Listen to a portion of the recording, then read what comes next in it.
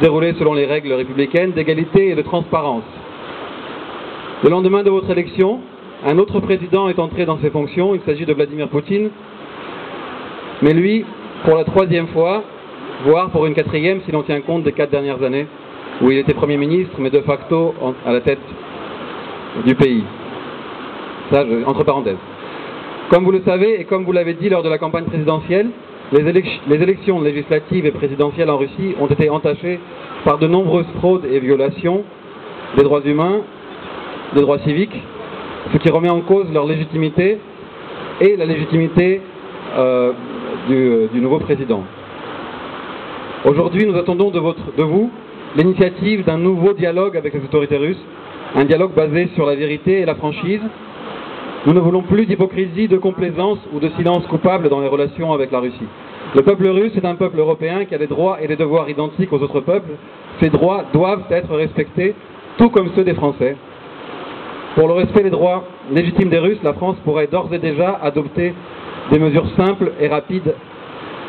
Le symbole serait fort, sans pour autant nuire aux intérêts français en Russie.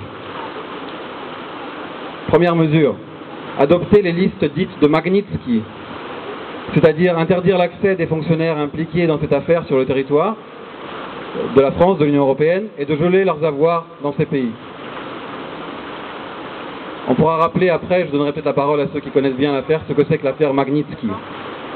Et deuxième mesure, augmenter le budget de la Cour européenne des droits de l'homme, l'augmenter significativement, car il sert de plus en plus de dernier recours aux Russes. Le Conseil de l'Europe et la Cour européenne ont un grand potentiel pour aider la Russie dans sa transition démocratique. Plus généralement, il serait maintenant utile d'effectuer un audit de la coopération franco-russe et aussi Union européenne-Russie, avec pour instrument de mesure le respect des droits fondamentaux des parties prenantes. Par ces décisions efficaces, vous montrerez, Monsieur le Président, que la France a véritablement changé de langage envers la Russie, et la France serait la première à en bénéficier. Voilà, ça c'est la lettre que nous lui ferons parvenir. Des mesures simples, mais surtout symboliques.